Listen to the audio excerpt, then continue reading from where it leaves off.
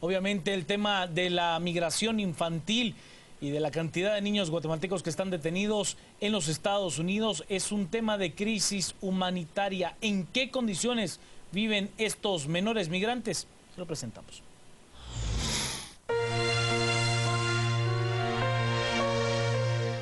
Así tratan las autoridades de Estados Unidos a los niños centroamericanos, entre ellos 1.552 pequeños guatemaltecos que buscando a sus padres en el norte han sido capturados por migración. A 47.000 infantes los tienen en celdas de concreto bien encerrados, con cercas de 4.5 metros de altura, con alambre de púas, vigilados y con un olor maloliente que se siente en el ambiente. Los niños deben dormir hacinados casi encima unos de otros, hasta en los baños los ponen y apenas pueden cubrirse con cobertores de mala calidad. Hasta ahora las autoridades de Estados Unidos estaban herméticos en dar imágenes, pero algunos periodistas lograron entrar y tomaron escenas como estas que explican por sí solas el calvario de inocentes que cruzan los peligros de una frontera para intentar juntarse con los familiares, pero terminan al sur de Texas, en estos lugares prácticamente inhumanos. Estados Unidos no puede con tanto niño que pasa y por eso estaciones de la patrulla fronteriza en el sur de Texas y Arizona están llenas en lo que pasan a los detenidos a refugios.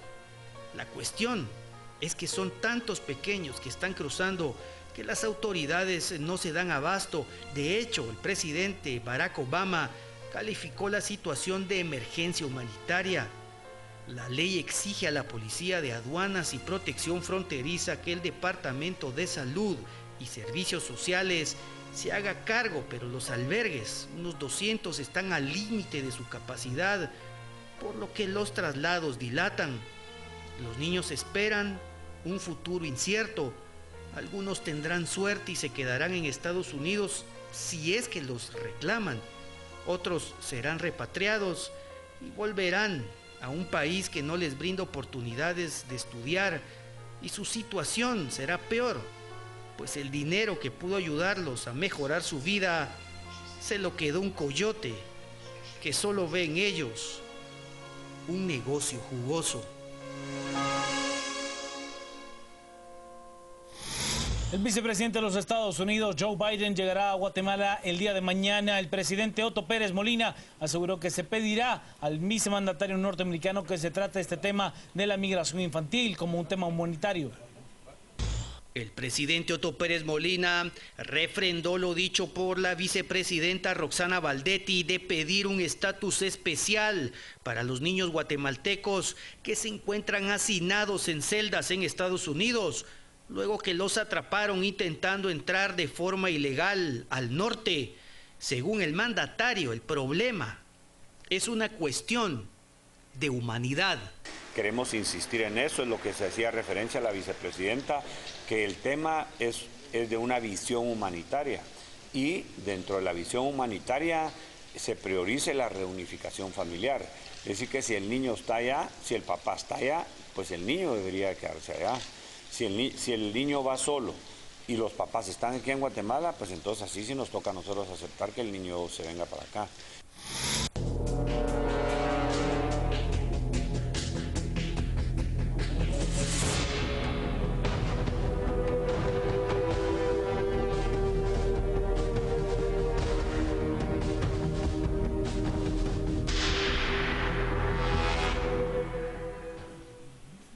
Debe contarle que según la actual fiscal general de la República, Telma Esperanza Aldana, la institución tan solo tiene presupuesto para poder pagar el salario de sus trabajadores hasta el mes de junio.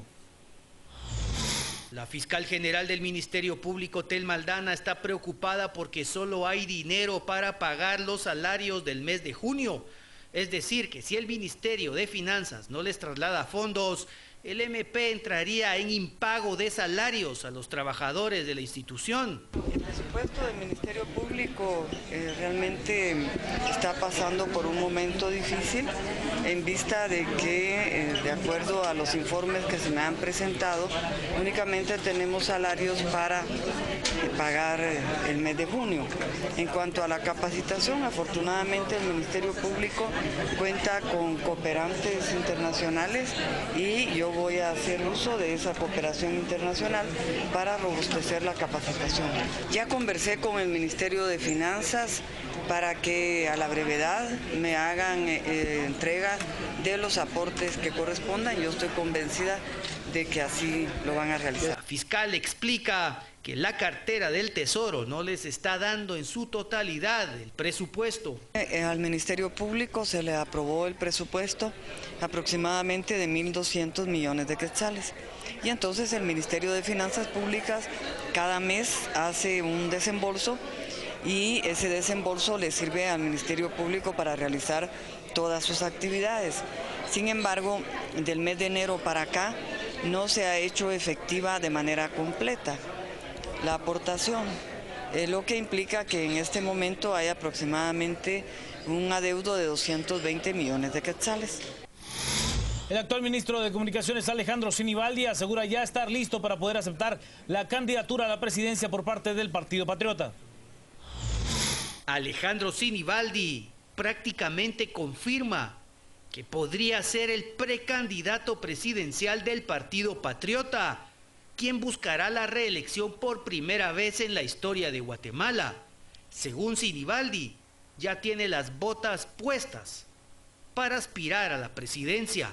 Yo estoy más preparado que nunca, ya las botas me las puse de hace buen rato y estoy esperando que el partido me dé ese respaldo y apoyo, y si así es, pues a partir de agosto ustedes me mirarán como candidato oficial si se diera el caso.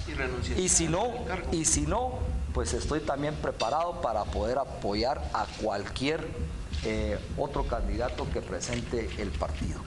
Está de más decirlo, yo soy fundador del partido, conozco a la mayoría de los secretarios municipales, departamentales, alcaldes del Partido Patriota, y sí he recibido pues muchos apoyos, principalmente del interior, pero esos apoyos se tienen que concretar en un momento y el partido, a través de esos apoyos y que lo conozca el Comité Ejecutivo Nacional, su decisión.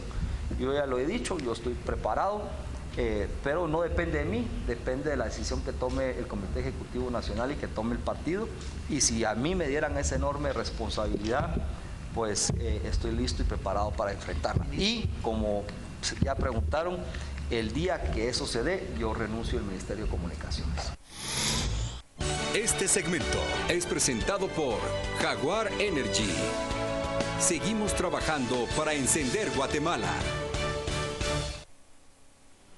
Y un grupo de legisladores demócratas de los Estados Unidos ha propuesto tratar como refugiados a los menores inmigrantes centroamericanos no acompañados que están llegando en las últimas semanas a la frontera con México. Así lo reclaman 3 senadores y 2 miembros de la Cámara de Representantes en una rueda de prensa en la que expusieron un plan de respuesta ante la crisis ocasionada por el torrente de niños no acompañados procedentes de Centroamérica, especialmente de Guatemala, El Salvador y Honduras, que cruzan la frontera del sur. Y el presidente de los Estados Unidos, Barack Obama, ha redoblado la presión sobre el primer ministro iraquí, Nuri al-Maliki, para que forme un nuevo gobierno con suníes y kurdos, las otras 2 grandes comunidades de Irak, además de los chiíes, o que abandone el poder. El secretario de Estado, John Kerry, viajará próximamente a la región para reunirse con los líderes regionales y con Nuri al-Maliki. Este segmento fue presentado por Jaguar Energy. Seguimos trabajando para encender Guatemala. Pausa, regresamos con más noticias a las 8:45.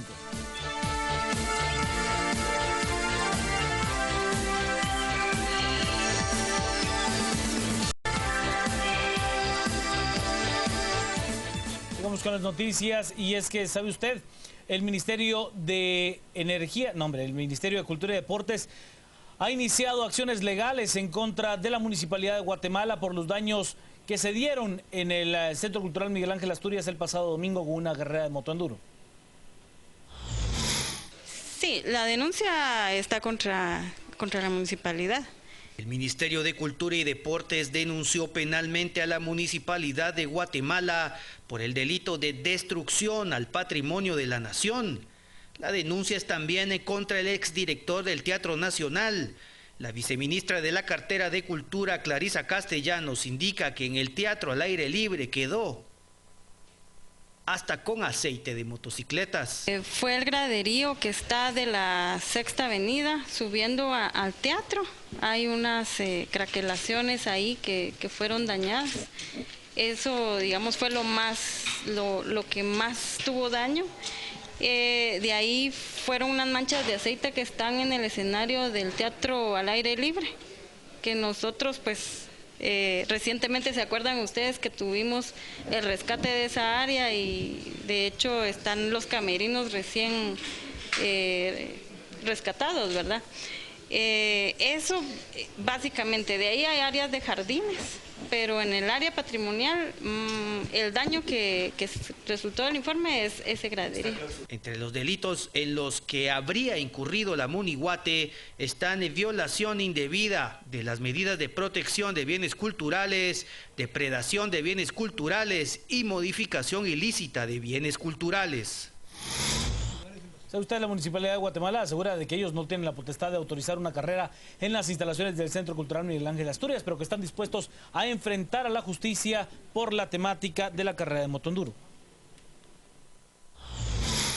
Ningún personero del equipo de la Municipalidad de Guatemala, ni el alcalde Álvaro Arzú, ni el grupo de jóvenes que organizó esta actividad tienen potestad y toman decisiones que sí y que no se puede hacer en las instalaciones. Al final de cuentas le compete al representante del ministerio, que en este caso es el director del área, y él es el que realmente toma las decisiones sobre este tema. La municipalidad no puede decidir qué sí y qué no se hace dentro de las instalaciones. Por lo tanto, de igual forma, vamos a apoyar al Ministerio Público como hemos trabajado en otro tipo de casos y en otras circunstancias. Vamos a apoyar para que tenga toda la evidencia necesaria para poder esclarecer esta situación en la cual se está viviendo en la ciudad capital. Hablamos del apasionante mundo. Buenas noches, bienvenidos. Hoy jueves 19 de junio es un gusto estar con ustedes para arrancar con las conversaciones preparadas en a las 8:45. Don Quique Godoy García Granados. Juan Luis, buenas noches. Hoy me acompaña Quique Godoy. En realidad yo estoy acompañando a Quique Godoy después de una ausencia de un par de días, es lo que yo estuve ausente. Quique, tenemos mucho de qué hablar en esta noche. Hay bastantes temas interesantes, pero vamos a empezar con un tema que no le gusta a la gente escuchar. No, vamos a hablarle de qué. De impuestos. De la carga fiscal. A ver, presente usted el tema, don Enrique. Vamos a conversar hoy un poco acerca de la carga fiscal y el por qué no alcanzan los recursos para poder trabajar todos los que son, ya sea programas sociales o, como dice el diputado Barrera, problemas sociales, le llama el diputado Barrera también. Nos acompañan el diputado Carlos Barrera y Karin Snowin, que es ex titular de SEGEPLAN, pero también trabajó por mucho tiempo en el Sistema de Naciones Unidas a cargo del programa que sacaba el Informe de Desarrollo Humano. Buenas noches, bienvenidos a ambos. Gracias. El tema de los impuestos o la carga tributaria o incluso el cuánto tenemos de deuda con relación a la riqueza, al PIB de Guatemala, siempre es una discusión y cuando se hacen estos análisis muchos empiezan a decir, pues no es que hemos subido 100% la deuda, pero en relación a la riqueza, al Producto Interno Bruto e incluso el gasto público en relación al Producto Interno Bruto se ha mantenido estable en los últimos 15, 20 años, Carlos. Claro, sí. Lo que podríamos mencionar es que si lo medimos como porcentaje del PIB, pues el tamaño del gobierno, del Estado guatemalteco es muy reducido, es alrededor de un 15%.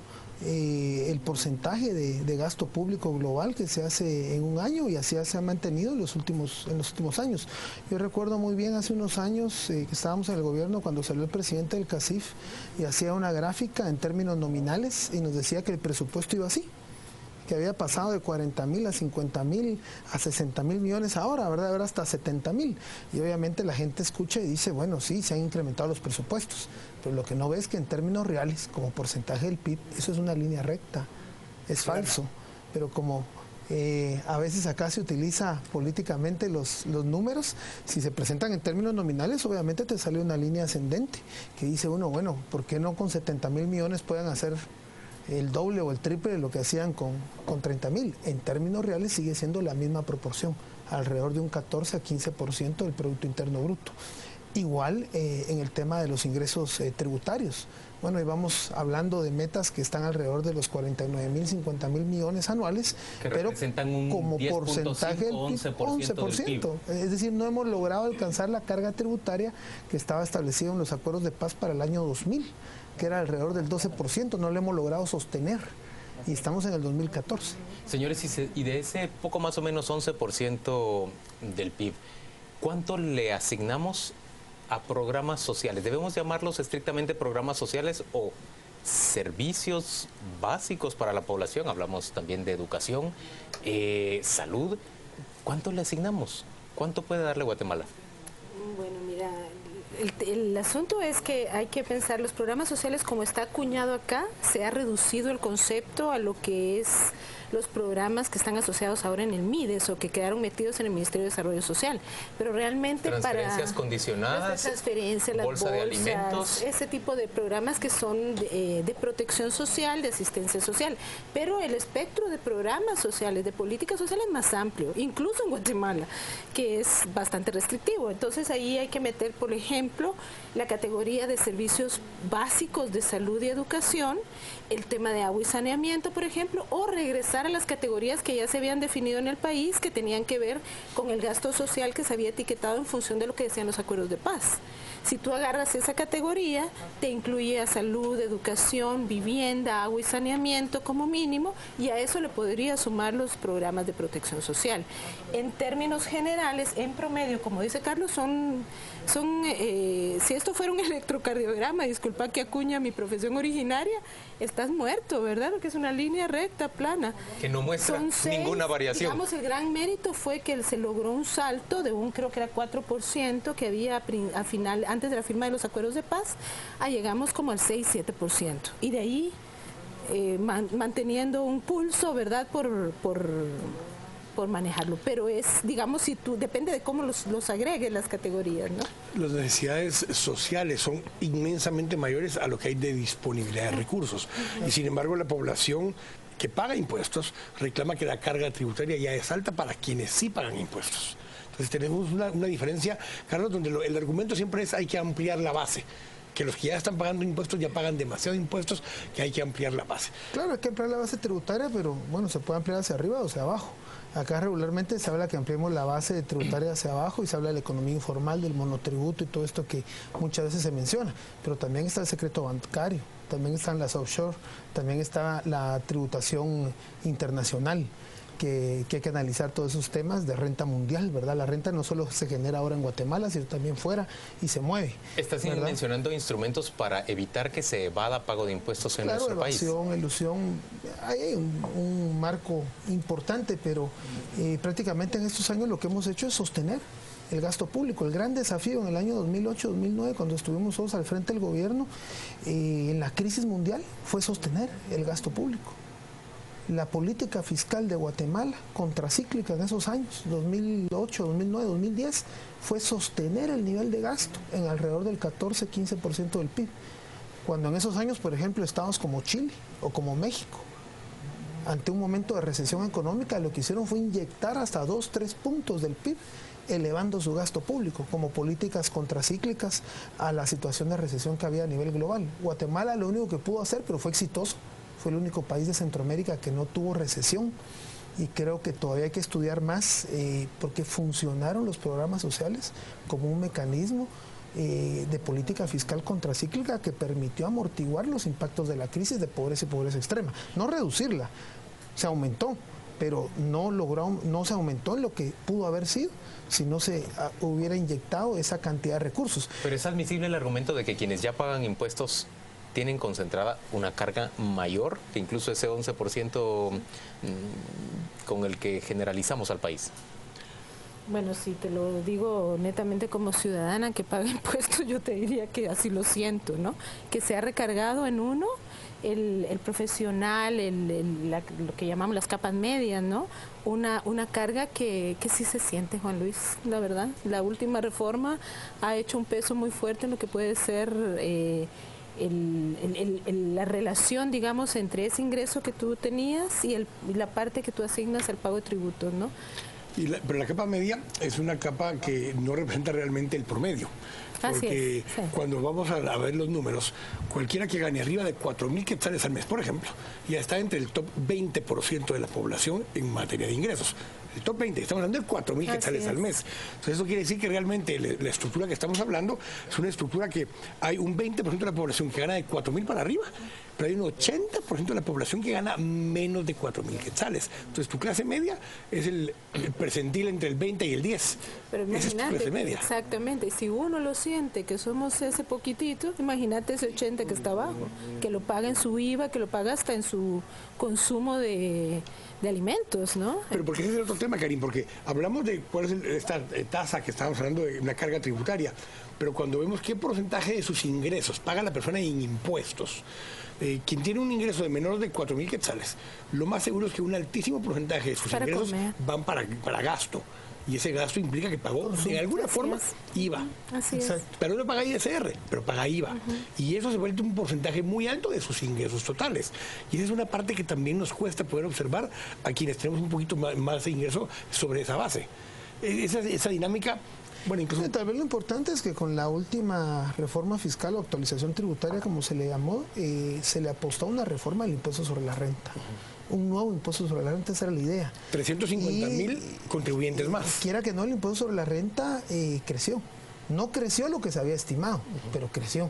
Cambió la composición de la estructura tributaria, que era casi 75-80-20 a un 70-30 en cuanto a impuestos directos e impuestos indirectos. No rindió lo que tenía que rendir y obviamente muchas cosas se perdieron en el camino. Recursos de inconstitucionalidad, luego 37 modificaciones a la ley de actualización tributaria que impactaron y retornaron privilegios a varios sectores, como puede ser la construcción, como puede ser el tema de algunas empresas que van a gozar de ciertos gastos y costos deducibles que se les habían eliminado y que se les volvieron a restituir.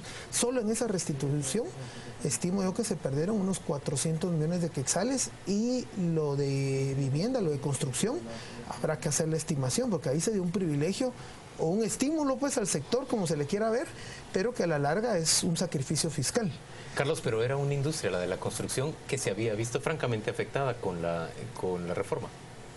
No, yo diría, lo que pasa es que aquí se quiso arreglar un problema de defraudación fiscal, una situación de defraudación que el ex superintendente de administración tributaria, Miguel Gutiérrez, había estimado en más de 1.000 millones de quetzales. Eso no se ha resuelto, eso estará en los tribunales, no sé qué va a pasar con eso. Que incluso tiene delitos de simulación. Exacto, hay simulación ahí, lo que se hizo fue un mecanismo para eludir el pago de impuestos que se descubrió, que ahora se legalizó. De aquí para adelante ya es legal. Señores, aún cuando el presidente no ha sancionado la ley, lo están aplicando.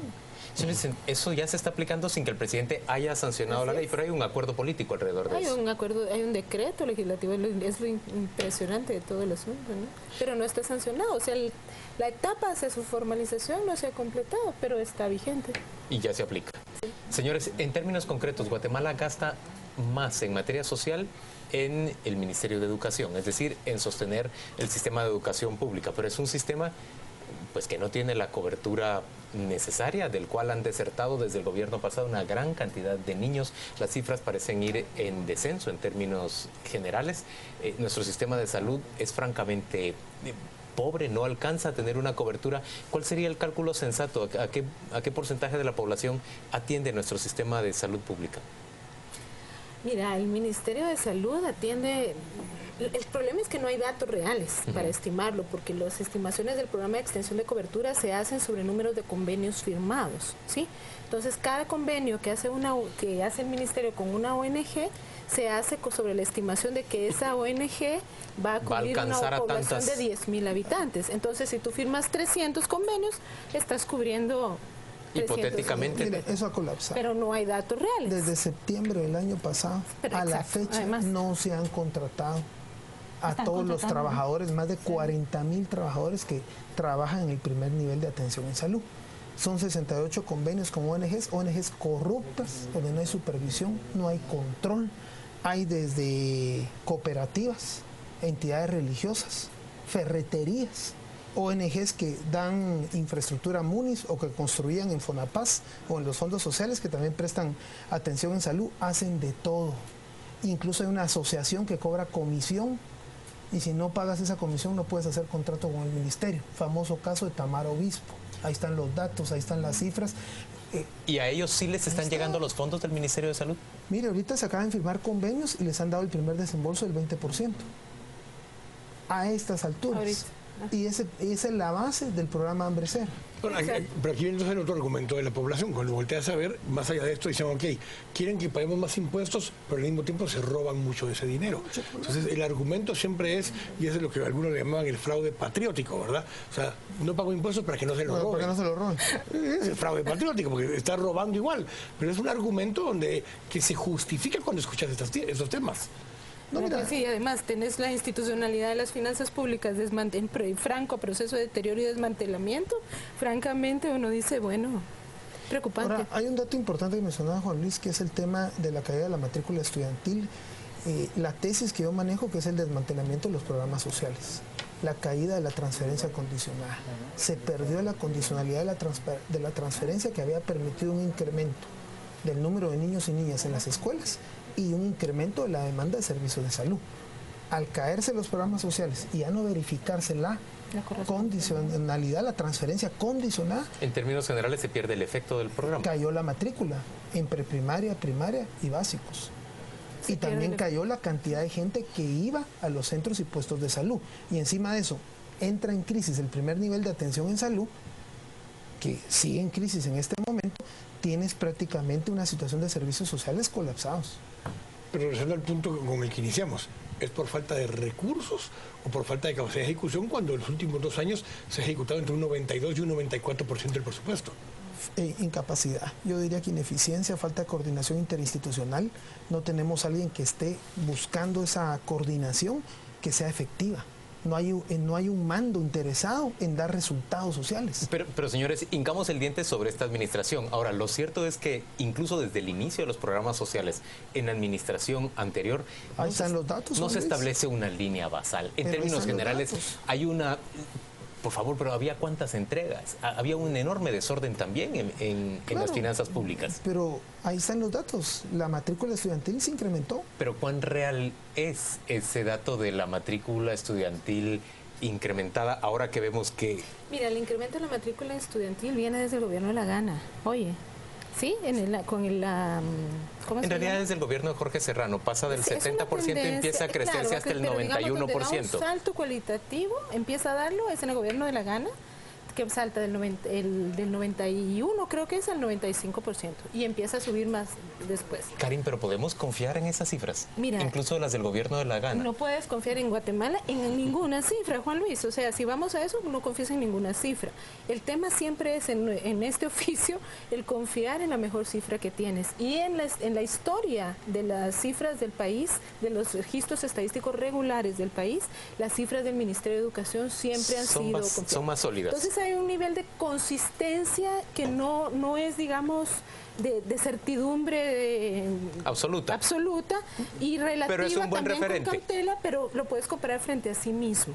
Entonces el argumento que se ha era mala la cifra hoy, igual era mala hace 5 años. Exactamente. Y más pero bien, es consistentemente mala. Hay una consistencia interna en la serie que no podés ignorar, como se está tratando, digamos, de alguna manera a veces de decir que el tema es que como ahorita ya no sabemos, que en parte es cierto, ¿verdad? Que ya no sabemos ni cuántos somos porque no tenemos censo y todo lo demás, entonces el dato como que se diluye.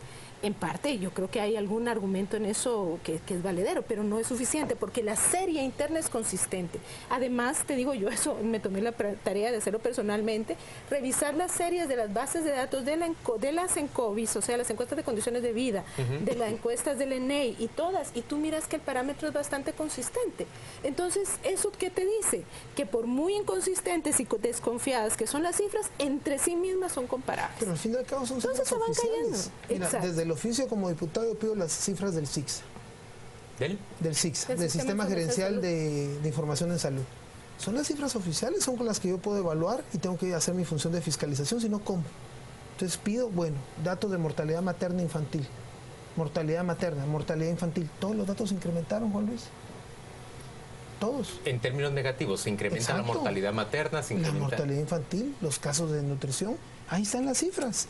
Entonces mi explicación es, bueno... Porque el gobierno hace campaña pública permanentemente diciendo que están mejorando en esas cifras. Pero ahí cuando ves, la única explicación que yo tengo es que al dejar de dar la transferencia condicionada de manera sistemática o de manera regular, las mujeres ya no llevaron a los niños y a las niñas a los centros y puestos de salud, entonces la cantidad de dosis de vacunas, de sulfato ferroso, de ácido fólico, de vitacerial que aplicaste son menores.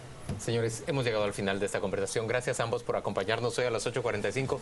Francamente, el tiempo ha sido insuficiente para discutir un tema tan ambicioso. Vamos a la pausa comercial, volvemos dentro de muy poco para prever en las vísperas la llegada del vicepresidente Biden de Estados Unidos a Guatemala.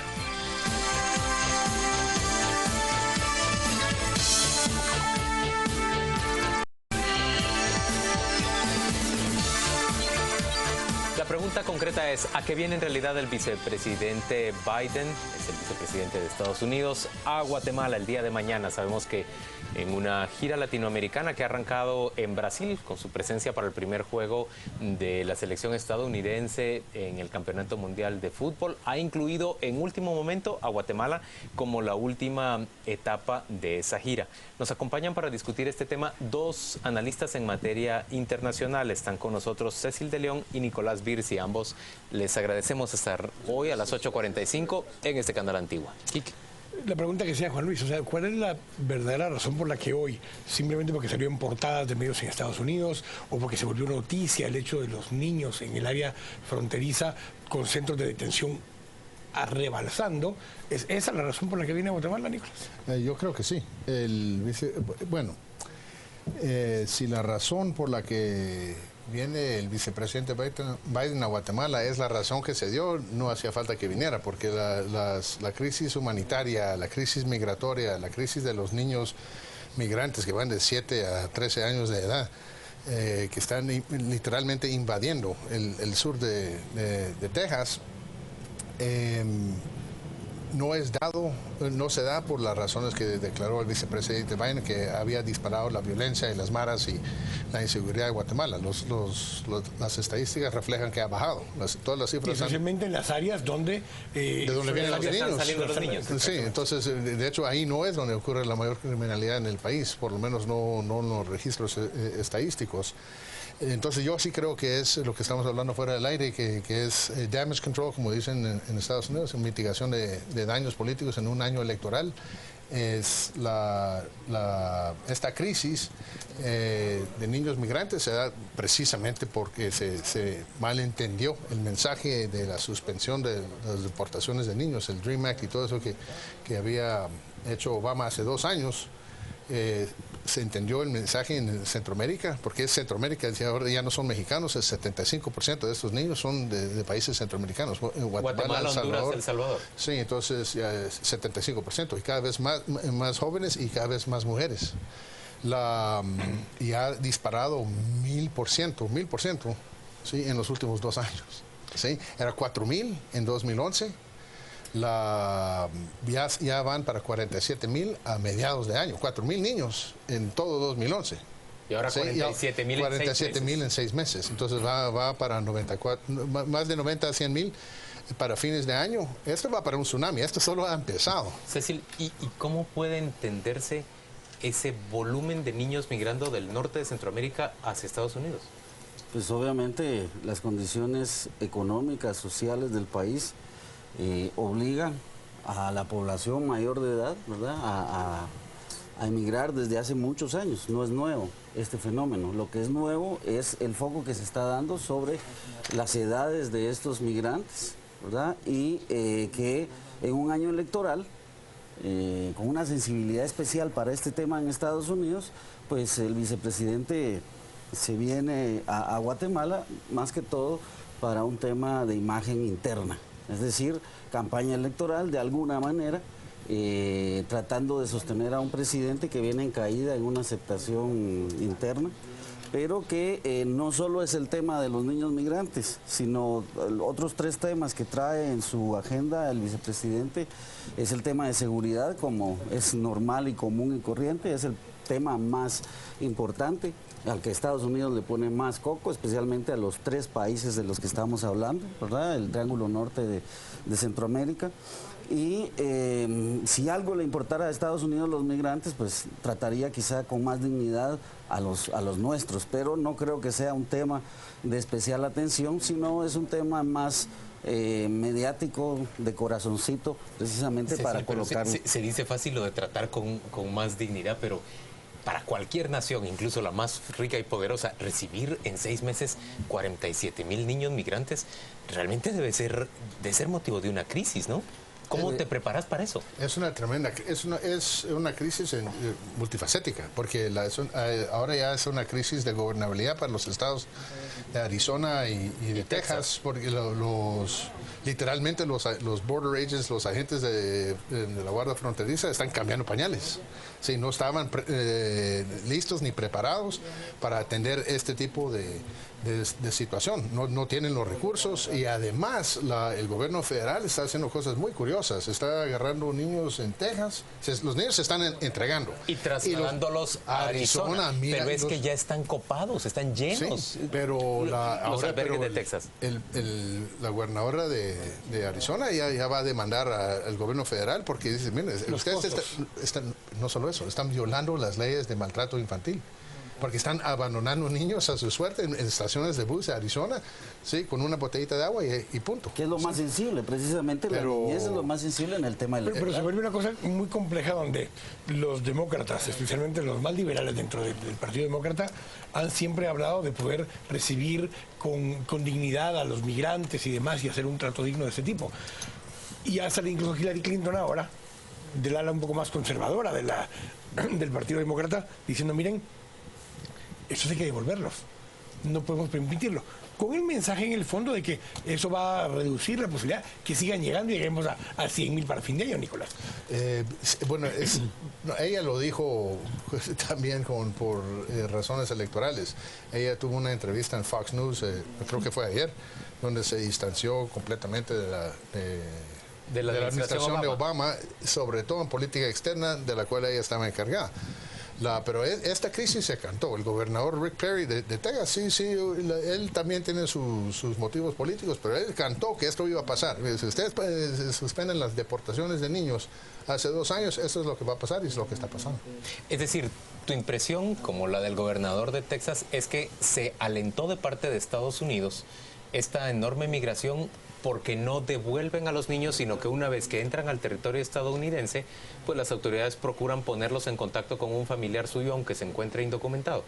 Así es. Es más, tampoco es cierto que van allá por razones de reunión familiar, van allá para hacer el puente, porque no se van a deportar los niños. Es mucho más fácil deportar a un mexicano que a un centroamericano. Y además los niños, y ya se sabe que hay una intencionalidad, una organización ahí, instrucciones, porque los niños solo cruzan la frontera y buscan a la gente. Sí, antes huían de la gente, ahora lo buscan, se entregan. ¿De dónde sos? No sé. Entonces, ¿a dónde se va a deportar? De ahí empieza el proceso de 2 o 3 años mínimo en Estados Unidos mientras se resuelve el caso. Y de ahí empieza el comienzo de su estadía en Estados Unidos. Cecil, ¿te pareció honesta la actitud del gobierno guatemalteco que hoy sale a decir que va a pedirle a Estados Unidos que trate de manera digna a los niños? Digo, un gobierno desde cuyo territorio están migrando estos niños sin que él haga algo para... La responsabilidad en todo caso es del Estado guatemalteco. Antes del Estado guatemalteco. De evitar que suceda eso y que los niños se vean obligados, independientemente de las razones, a migrar de su país. Y la dignidad de una persona es independiente a su nacionalidad y a su ubicación geográfica. Y no solo es la recepción de nuestros migrantes, lo más humillante es cuando los echan de los Estados Unidos y los traen aquí y los dejan en el aeropuerto como queden.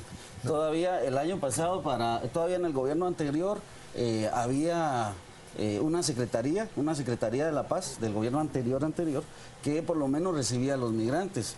A partir del gobierno anterior y de los migrantes antes les daban una botellita de agua, un cepillo de dientes, porque bajan del avión. Bueno, si hay una comisión que los recibe, los apoya, les da una como inducción o un acercamiento a lo que es el volver a incorporarse a la sociedad guatemalteca. Pero ¿qué hacer con los niños, verdad? No, por supuesto. El tema es ese. Ahora, una cosa que está sucediendo curiosa es que de México hacia Estados Unidos ahora hay una migración invertida. Hay más mexicanos regresando a México que mexicanos yéndose hacia Estados Unidos. Todavía Centroamérica estamos en la etapa anterior, todavía seguimos exportando. Han retornado, los han obligado. Si bien es cierto que hay deficiencias económicas estructurales en Guatemala que siempre ha alentado la migración, eso no explica por qué ha disparado 1,000, 2,000% en los últimos 2 años. Eso sí se debe a la suspensión de las deportaciones de niños. Y supuestamente el vicepresidente Biden viene a corregir el mensaje, pero el mensaje equivocado que tienen los migrantes es el correcto. No se van a deportar estos niños. Déjenme preguntar un par de cosas ya con respuestas muy breves, porque estamos al borde de terminar esta conversación, ya se nos terminó el tiempo. Señores, ¿supone un reconocimiento al liderazgo guatemalteco que haya venido acá, que haya elegido este país el vicepresidente Biden y le haya pedido al presidente Sánchez Serén y a las autoridades hondureñas, no al presidente, pero sí a una autoridad hondureña, que venga a Guatemala a reunirse aquí con Biden? ¿Qué piensa Nicolás? Yo diría moderadamente sí, porque pudo haber llegado a El Salvador. Prefirió venir acá, y si yo fuera, bueno, yo no sé por qué se está compartiendo la visita. Sí, si Guatemala es tan importante, debería ser un one-on-one, una reunión uno con el presidente de Guatemala y el vicepresidente de Estados Unidos. Porque estamos hablando también el secretario de Gobernación de México. Sí, pero pareciera que el vicepresidente, mira, voy a estar por allá, vengan todos. Entonces eso... Ya voy al barrio, vénganse por acá. Pero, exacto, pero por lo menos en ese sentido se escogió a Guatemala, entonces... Jóvenes, voy para allá y me preparan Cecil, algo pero Sánchez Serén está saliendo de su camino, es una deferencia suya. Me parece, y me parecería muy poco diplomático no asistir a esta reunión, tomando en cuenta que está empezando y es una oportunidad, la primera, para tener un contacto al más alto nivel en este momento. Sin embargo, esto es lo que nos cuentan que vienen a platicar. La agenda real, ¿cuál será? Viene de Colombia, donde se está anunciando que hay un fin de la guerra, y viene a Guatemala, al Triángulo Norte. Estamos junto con México, el paso del narcotráfico, y obviamente ese es el cuco de los Estados Unidos. No tanto los niños, eso es más cuestión interna, de política electoral interna de ellos, especialmente cuando en la segunda elección de Obama fueron los migrantes latinoamericanos los que le dieron el espaldarazo y por ellos ganó. Que les haya quedado mal es otro asunto, pero tiene que ver mucho el tema interno de la elección de noviembre. El comentario, Nicolás, cierra esta conversación. Bueno, sí, pero es cierto lo que dice Cecil, pero este gobierno de Estados Unidos es un gobierno eminentemente político y este es un año electoral. Entonces, la motivación es electoral, doméstica. Sí. Señores, gracias a ambos por acompañarnos a las 8:45. Don Quique Godoy. Don Juan Luis, todavía nos quedamos a las 10 p.m. Despedimos a nuestra audiencia. Quique se queda para las 10 p.m. Por favor, acompáñenos y ahora le ofrecemos información de los deportes.